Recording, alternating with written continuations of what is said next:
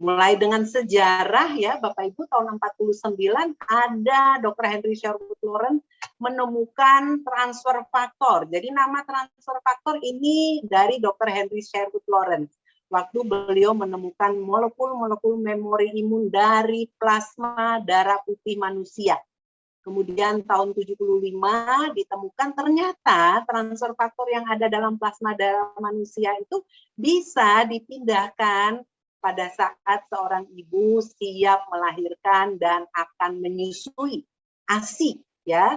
Tidak hanya di ibu manusia, ada juga di ibu siapa ini Bapak Ibu? Sapi. Semua makhluk mamalia ada transfer faktornya. Mamalia itu yang menyusui. Papalia itu yang bertelur. Enggak ya. Yang bertelur ini golongan unggas ya. Dia enggak menyusui, adanya di mana transfer faktor itu? Ada di dalam kuning telurnya. Nah, ini bukan kata saya, tapi ini ada penelitian yang sudah tersimpan hampir 49 tahun sebelum David Linsonby menemukan hasil-hasil penelitian ini. Ya, kemudian beliau melihat bahwa ini sebuah terobosan yang luar biasa kalau bisa mengambil yang namanya transfer faktor itu. Tetapi tentu tidak bisa dari darah putih, nggak bisa dikapsulkan, Bapak Ibu, sulit ya. Nggak bisa juga minta dari ibu yang baru melahirkan, wong untuk bayinya sendiri kurang. Nah, yang paling bisa diminta dari sapi dan ayam, ya, oke. Nah, kita bahas dulu kolostrum. Jadi transfer faktor dari darah putih itu dipindahkan ke kelenjar ASI, kemudian akan keluar lewat kolostrum.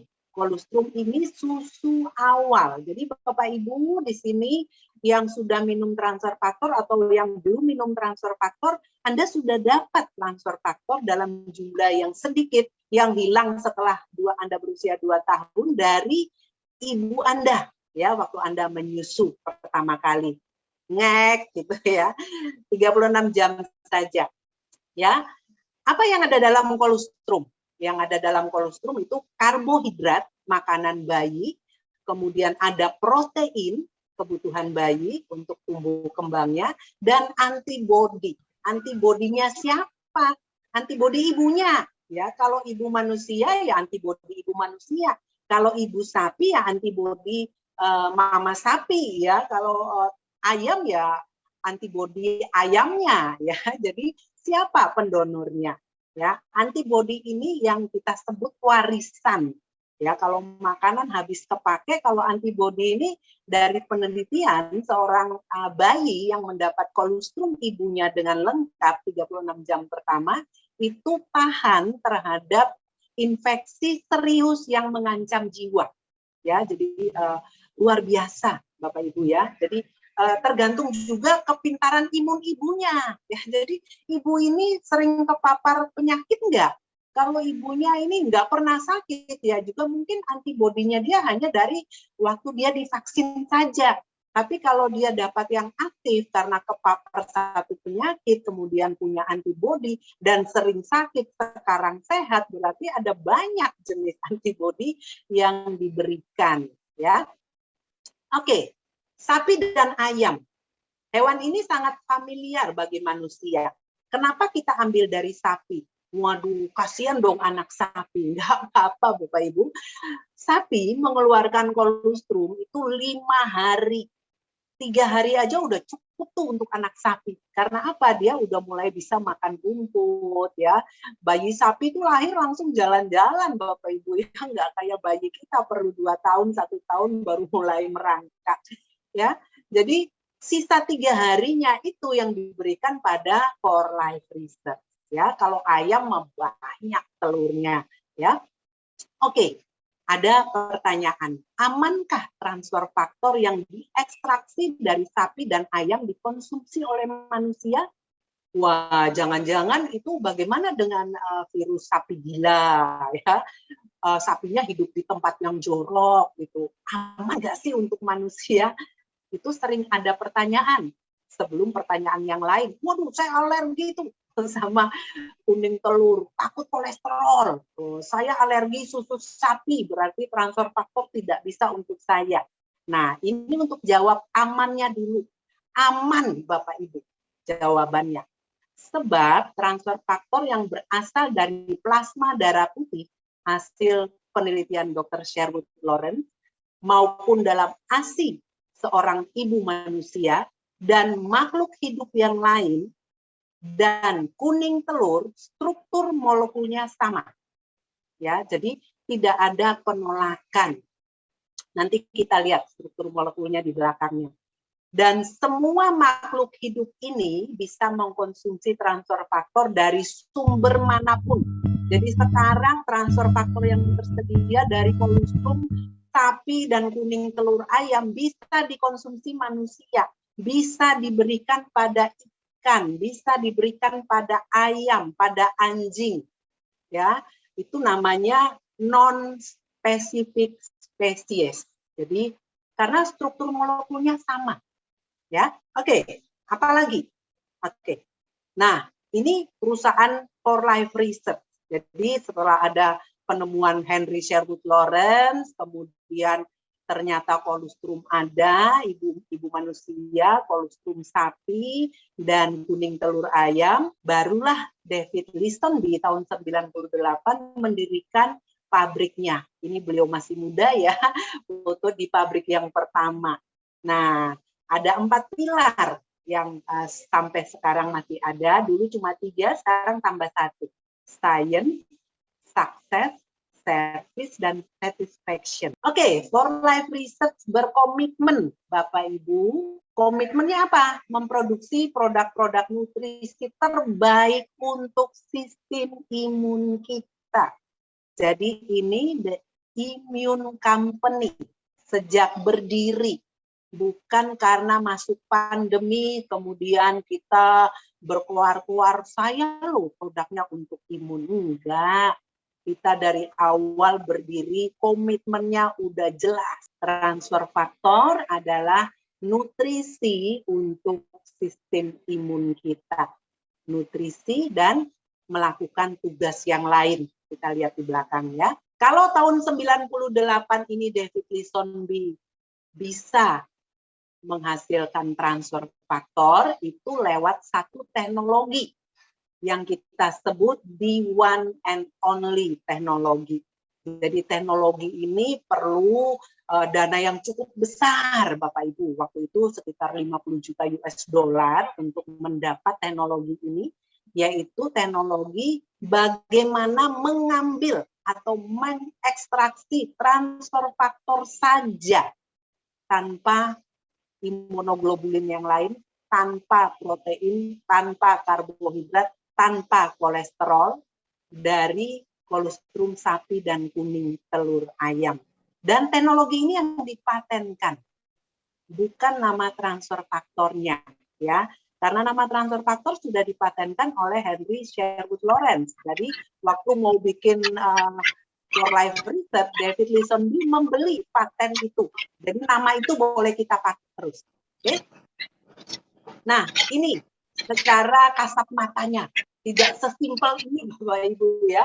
Kalau ditampilkan yang benar-benar, oh itu nggak boleh rahasia perusahaan ya. Jadi ini gambaran sederhana, apa itu mikrofiltrasi, apa itu ultrafiltrasi.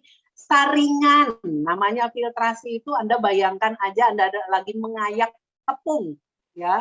Kalau yang pertama tepungnya atau transfer faktornya itu diambil dari mengayak kolostrum, tentu bukan cairannya Bapak Ibu, tapi sudah dibuat dalam bentuk bubuk ya. Kemudian juga diayak dari apa? Dari kuning telur, ini menghasilkan yang namanya transfer faktor ya. Itu dari ukuran filtrasi, jadi diameternya itu yang berukuran mikro. Jadi mikro saja itu sudah menghasilkan 3 faktor formula. Kenapa 3? Kok ini baru 2 dari kolostrum dan kuning telur ayam. Yang ketiga itu ditemukan lagi yang terbaru itu ultrafiltrasi. Ini yang menghasilkan nanofaktor. Dan itu masih diperlakukan pada kolostrum sapi. Jadi TF3 ini adalah gabungan dari transfer faktor dari kolostrum dan transfer faktor dari kuning telur dan nanofaktor dari colostrum, ya. Itu teknologinya. Nah, tadi menjawab, wah aman nggak ya? Nanti kolesterol saya bagaimana?